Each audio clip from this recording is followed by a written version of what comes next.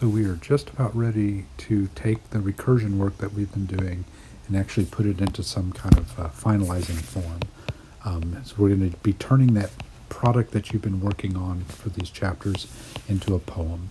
So this lesson, this overview of this video is to try to get you to see how you can do that. It's going to be in some ways a little difficult for some of you if you've never really worked with the art of crafting a poem.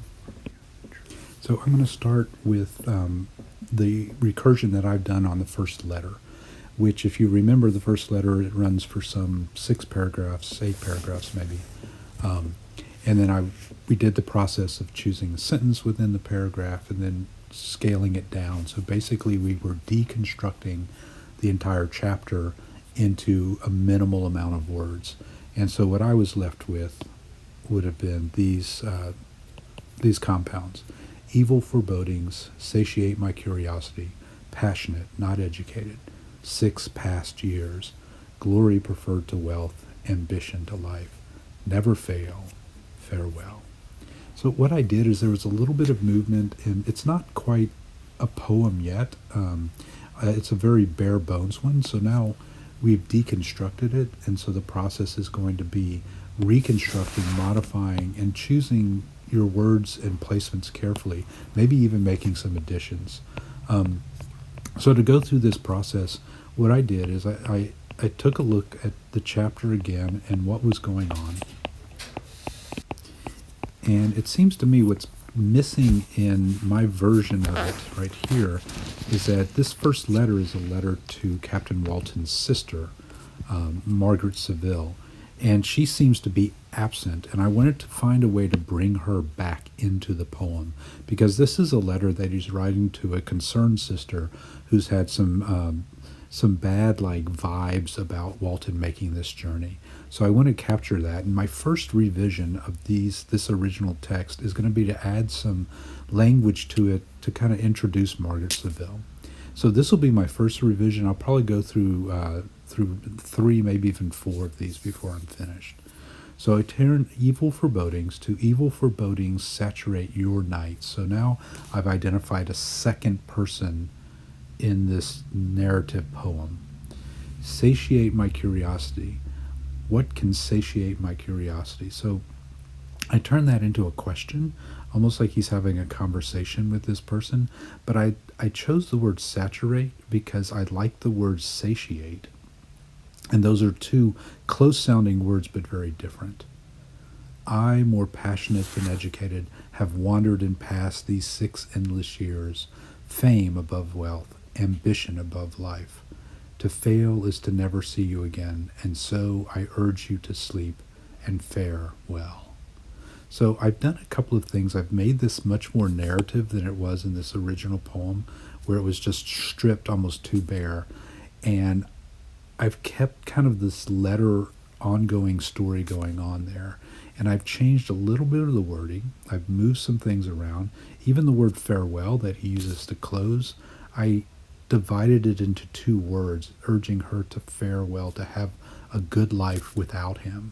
So I'm almost there. I'm not super happy with this, so I'm going to look more when I go to revision 2 of how I can address some of the problems I have there. One more thing I wanted to point out.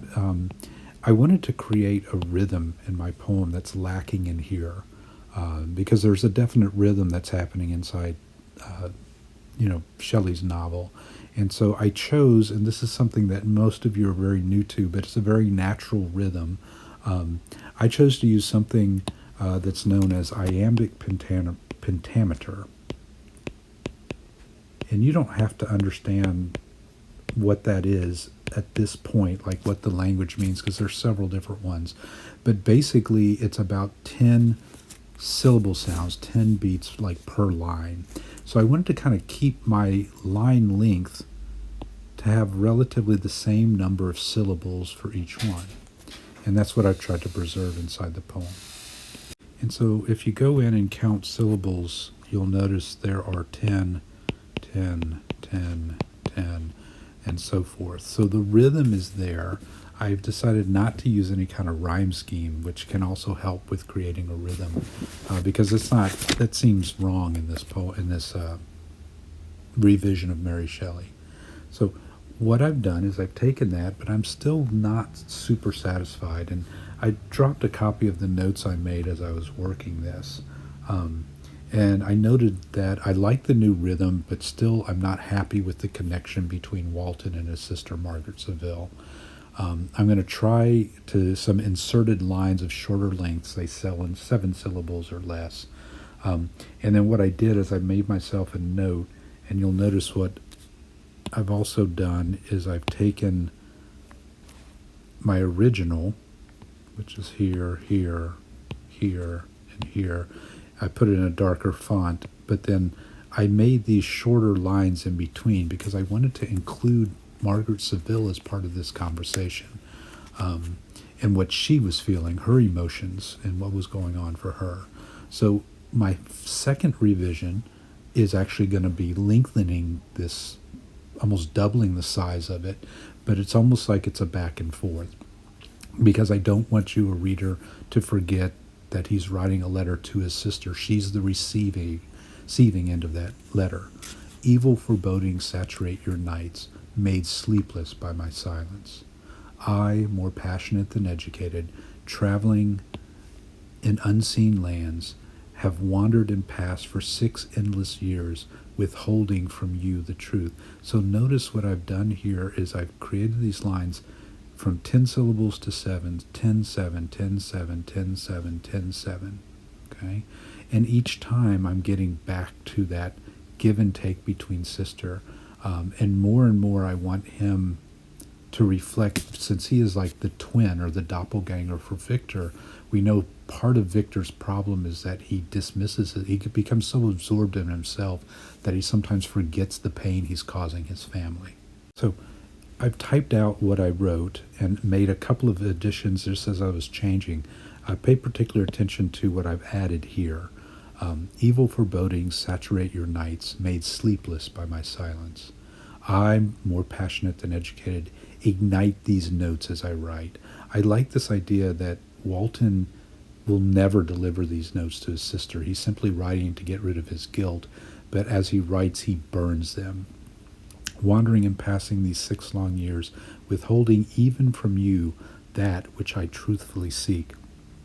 Fame above wealth, ambition above life, to gaining a name eternal. To fail is to never see you again, multiplying your anguish. And so I urge you to sleep and fare well, never to know if Walton lives. And so here's my note. I'm just about there. I like how we have 2 people involved in the poem, Walton and his sister. He writes and burns the letters in full knowledge that this lack of correspondence is agony to his sister Margaret. I've managed to create and sustain a consistent rhythm of 10 syllables broken by 7 syllables. I place the parts focusing on the sister's anguish in an unbolded format because I wanted that to stand out somehow. And I'm toying with a bit of alliteration in line 1. So, evil forebodings saturate your nights, made sleepless by my silence. That S sound that you hear draws attention to it. So I'm using some poetic techniques. It's basically stuff that I practice and you can get good at. But what I want you to see is this takes time. So it's crafting it. Okay. I'm still not happy with the final 2 lines. I'm going to play with those a little bit before I get a final result. All right, and here's my final revision number 3. I've made some slight adjustments, and I'm going to make even another one before. I'm not super happy with, this word ignite right here. It's a hard sound, ignite, and it's one of those what we call end-stop sounds. Our breath stops, and it creates emphasis on the word, as opposed to like stringing it on like an S sound, like sleepless by my silence. Ignite these notes as I write. So I have 2 areas where I'm very harsh. So I think I want to change that to something softer, but that'll come later. Okay, so you can see the result there. I like the final much better than the first draft. It captures a bit of the theme of abandonment and curiosity present in the novel. I might still change line 4, ignite to inflame, to sound smoother. Now, the one big change is I modified, if you will, this last line, and I broke my rhythm. And I did that intentionally because what I wanted to do was I wanted to create emphasis on those final two lines, a finality. It's almost like he's abandoning his sister, much like Victor has abandoned his creature. And so I break the rhythm and I drop the the formality of him using the name Walton, and he uses the word I. And so we're not even sure this could be Victor talking or the creature talking, since all three of them seem intertwined within the same kind of ego. And so you see the end result, it was 3, even 4 different drafts before I reached a final one. And I started with a bare skeleton of words and then rebuilt it, almost like Victor recreates his creature, and I shaped it into a poem. That's what I'm after. There's a little bit of crafting that takes place, and it's going to take some patience on your part. We'll be talking about poetry, poetic forms, how to write it, and how to recognize when a poem is good or not. And we'll work with this. This is definitely a work in progress for us.